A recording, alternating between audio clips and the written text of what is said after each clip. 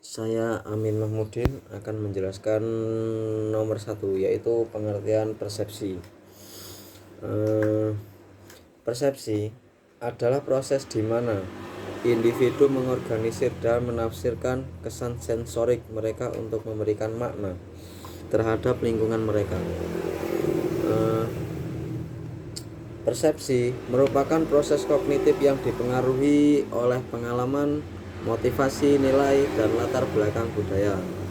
Setiap orang tentu saja memiliki persepsi yang berbeda-beda terhadap objek atau situasi yang sama.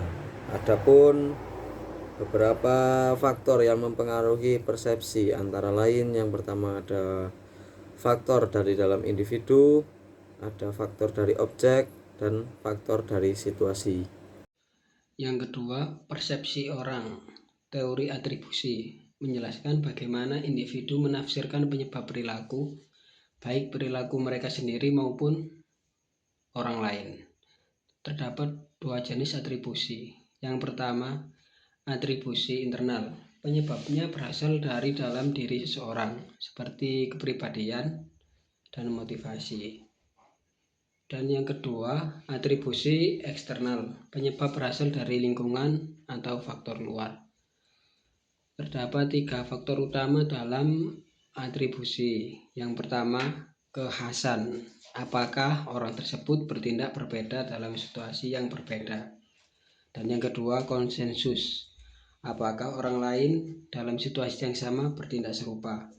Dan yang ketiga, konsistensi. Apakah orang tersebut bertindak sama dalam waktu yang berbeda? Selanjutnya saya akan menjelaskan tentang hubungan antara persepsi dan pengambilan keputusan individual. Persepsi membentuk cara seseorang menilai situasi dan menentukan pilihan tindakan. Kesalahan persepsi atau bias seperti stereotyping, halo effects, atau selective perception dapat mempengaruhi objektivitas keputusan.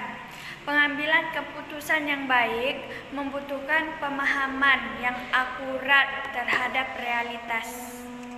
Perkenalkan, saya Ninda Umi Rosidah dari kelompok 5 mata kuliah Perilaku Organisasi. Pada kesempatan kali ini, saya akan memaparkan tentang pembahasan pengambilan keputusan dalam sebuah organisasi. Nah, pengambilan keputusan dalam sebuah organisasi ini sangat penting. Karena apa? Karena setiap keputusan yang kita buat, sekecil apapun itu, akan mempengaruhi jalannya organisasi, bahkan masa depannya. Kita mulai dari pengertiannya dulu. Pengambilan keputusan yaitu sebenarnya adalah proses memilih satu pilihan terbaik dari beberapa alternatif yang ada. Tujuannya jelas, supaya organisasi bisa menyelesaikan masalah atau mencapai target yang sudah ditentukan. Nah, agar kita tidak salah dalam mengambil keputusan, maka ada tahapan-tahapan yang harus kita lalui. Apa saja? Yuk kita bahas. Yang pertama yaitu mengidentifikasi masalah. Nah, kita harus tahu dulu apa masalahnya.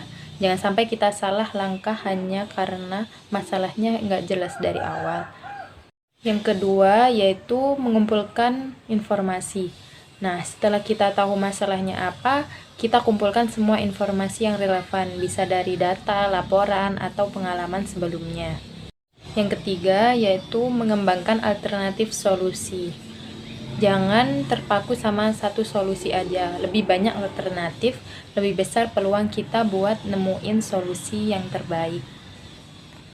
Yang keempat yaitu mengevaluasi alternatif. Nah, semua alternatif tadi harus kita nilai mana yang menguntungkan, mana yang paling berisiko, dan mana yang paling realistis. Yang kelima yaitu memilih alternatif terbaik. Kalau sudah dievaluasi, baru kita pilih satu solusi yang tepat, yang paling tepat. Pilihan ini yang nantinya akan dijalankan. Terus yang keenam, melaksanakan keputusan. Keputusan udah diambil, langsung laksanakan. Tapi pastikan semua pihak yang terlibat mengerti apa yang harus mereka lakukan. Nomor 7, mengevaluasi hasil.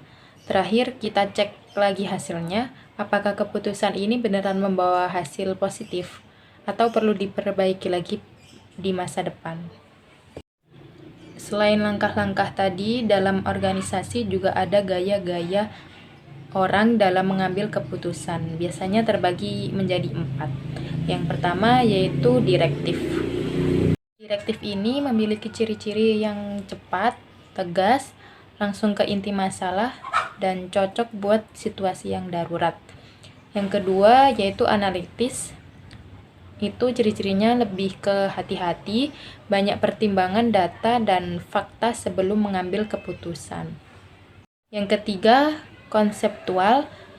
Ciri-cirinya yaitu suka memikir dampak jangka panjang, lebih kreatif, dan suka eksplor ide-ide baru.